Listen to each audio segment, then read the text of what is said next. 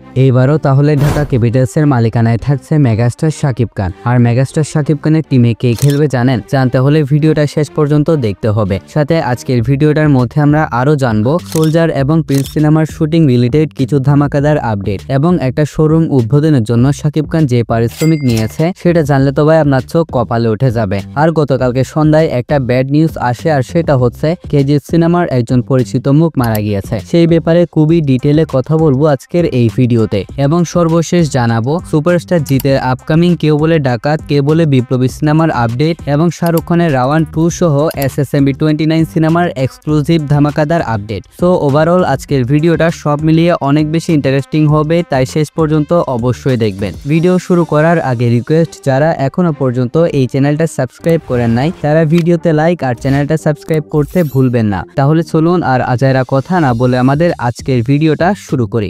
প্রথমে আসি SSMB 29 সিনেমার কাছে।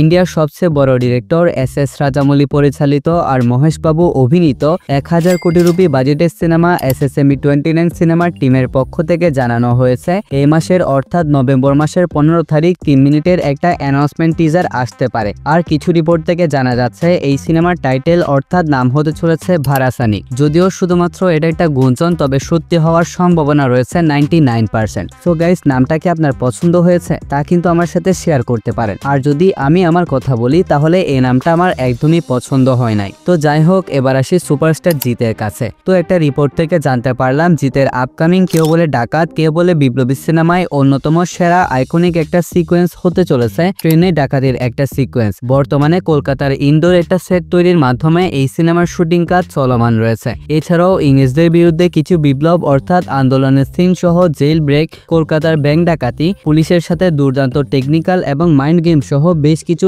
ইন্টারেস্টিং অসাধারণ সিকোয়েন্স থাকতে চলেছে এই সিনেমায়। তো এই সিনেমার টিম টেকনিক্যাল দিক থেকে নিজেদের সেরাটা দেওয়ার চেষ্টা করে যাচ্ছে। জিতও এই সিনেমার জন্য নিজের সেরা পারফরমেন্স দেওয়ার জন্য প্রতিজ্ঞাবদ্ধ হয়েছেন। দেখা যাক ফাইনাল আউটপুটটা কেমন আসে, আর এই সিনেমার মাধ্যমে জিতের কামব্যাক হয় কিনা সেটা সময় বলে দিবে। এবার আসি কেজিএফ সিনেমার মারা যাওয়া সেই অ্যাক্টরের কাছে। সো গতকালকে সন্ধ্যায় ক্যান্সারে আক্রান্ত হয়ে মারা গিয়েছে কেজিএফ সিনেমার পরিচিত মুখ কাশিম চাচা অর্থাৎ হরিশ রায়। মারা যাওয়ার আগে তিনি একটি সাক্ষাৎকারে বলেছেন, আমার একটা ইনজেকশনের দাম ছিল 3,55,000 রুপি প্লাস, আর আমার প্রতি সাইকেলে 3টি ইনজেকশন দিতে হতো। সেই হিসেবে এক সাইকেলের জন্য খরচ হয়ে যেত 10 লক্ষ রুপি প্লাস। আর আমার মতো রোগীদের সাধারণত 20টি ইনজেকশনের দরকার হতো, মানে পুরো চিকিৎসা মিলিয়ে খরচ চলে আসতো 70 লক্ষ রুপি প্লাস। ইয়াশ অর্থাৎ কেজিএফ সিনেমার নায়ক আমাকে বেশ কয়েকবার সাহায্য করেছিল, আর আমি প্রতিবার তার কাছে তো সাহায্য চাইতে পারি না। একজন মানুষ কতটুকুই বা সাহায্য করতে পারে, তবে আমি জানি সে যদি আমার বর্তমান অবস্থা সম্পর্কে জানে সে অবশ্যই আমার পাশে দাঁড়াবে। তো মারা যাওয়ার আগে এক সাক্ষাৎকারে এমনই কিছু কথাবার্তা বলেছিলেন কাশিম চাচা অর্থাৎ হরিশ রায়। সত্যি মানুষটার জন্য খারাপ লাগছে। কেজিএফ সিনেমার মধ্যে এই মানুষটার পারফরমেন্স, ডায়লগ ডেলিভারি এবং অবদান ছিল মনে রাখার মতন। যদি তিনি বেঁচে থাকতেন তাহলে KGF 3 সিনেমার মধ্যে আমরা তাকে দেখতে পারতাম। আর তিনি যেহেতু মারা গিয়েছেন তাই KGF 3 সিনেমার মধ্যে অডিয়েন্স তার শূন্যতা বুঝতে পারবে। এখন আসি শাহরুখ খানের রাওয়ান 2 সিনেমার কাছে। তো রাওয়ান সিনেমা সম্পর্কে শাহরুখ খান বলেছেন, রাওয়ান ছিল আমার ড্রিম প্রজেক্ট। আর ওই সময়টাতে এই সিনেমাটা ছিল বলিউডের সর্বোচ্চ বাজেটের সিনেমা, কিন্তু সিনেমাটা যেভাবে ভেবেছিলাম সেইভাবে ভালো রেসপন্স পাইনি। সম্ভবত আমরা দর্শকের এক্সপেকটেশনকে পুরোপুরি সিনেমার মধ্যে ফুটিয়ে তুলতে পারিনি। তবুও আমি খুশি এবং সিনেমাটা নিয়ে প্রাউড ফিল করি।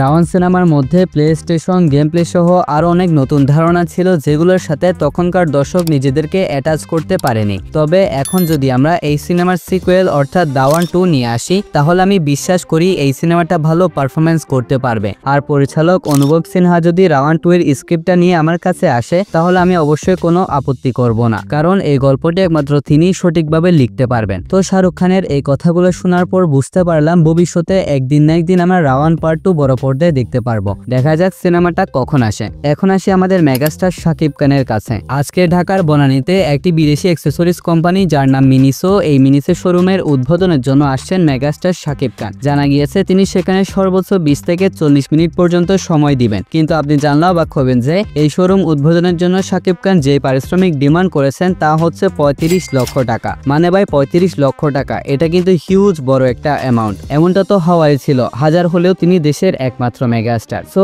এখন আসি ঢাকা ক্যাপিটালসের কাছে। টিম ঢাকার অংশ নেওয়ার কথা শোনা গেলেও এই দলের মালিকানায় শাকিব খান থাকছেন কিনা সেটা নিয়ে এতদিন পর্যন্ত বেশ সন্দেহ ছিল। তবে এবার সব সন্দেহ কেটে গিয়ে জানা গিয়েছে এবার হট ফেভারিট লিস্টে ঢাকা ক্যাপিটালসের মালিকানায় থাকছেন মেগাস্টার শাকিব খান। শুধু তাই নয়, আগামী 5 বছরের জন্য চুক্তিবদ্ধ হয়েছেন মেগাস্টার শাকিব খান ঢাকা ক্যাপিটালসের মালিকানায়। আর একটা গুড নিউজ হচ্ছে, এবার শাকিব খানের টিম ঢাকা ক্যাপিটালসের হয়ে খেলবেন তাসকিন আহমেদ। এর আগে একটা অনুষ্ঠানে শাকিব খানের সামনে তাসকিন আহমেদ বলেছিলেন, শাকিব ভাইয়ের টিম ঢাকা ক্যাপিটালসের মতন বড় টিমে আমি খেলতে চাই। অবশেষে তাসকিনের চাওয়া পূরণ হতে চলেছে। আশা করছি ঢাকা ক্যাপিটালসের হয়ে নিজের সেরা পারফরমেন্সটা দিবেন তাসকিন আহমেদ। এখন আসি মেগাস্টার শাকিব খান অভিনীত আর শাকিব ফাহাদ পরিচালিত সোলজার সিনেমার কাছে। সো যেমনটা আপনারা সবাই জানেন, সোলজার সিনেমার অধিকাংশ শুটিং করা হয়েছে বাংলাদেশের রিয়েল লোকেশনে। আর দেশের মধ্যে এই সিনেমার শুটিং কাজ প্রায় শেষের দিকে চলে এসেছে। তবে বাকি কিছু অংশের শুটিং করার জন্য খুব তাড়াতাড়ি থাইল্যান্ডে চলে যাবেন শাকিব খান এবং এই সিনেমার টিম। অন্য একটি রিপোর্ট থেকে জানতে পারলাম, খুব তাড়াতাড়ি থাইল্যান্ড সহ বাকি সব অংশের শুটিং শেষ করার পর এই মাসের 20 তারিখে সোলজার সিনেমার ক্যামেরা ক্লোজ করা হবে,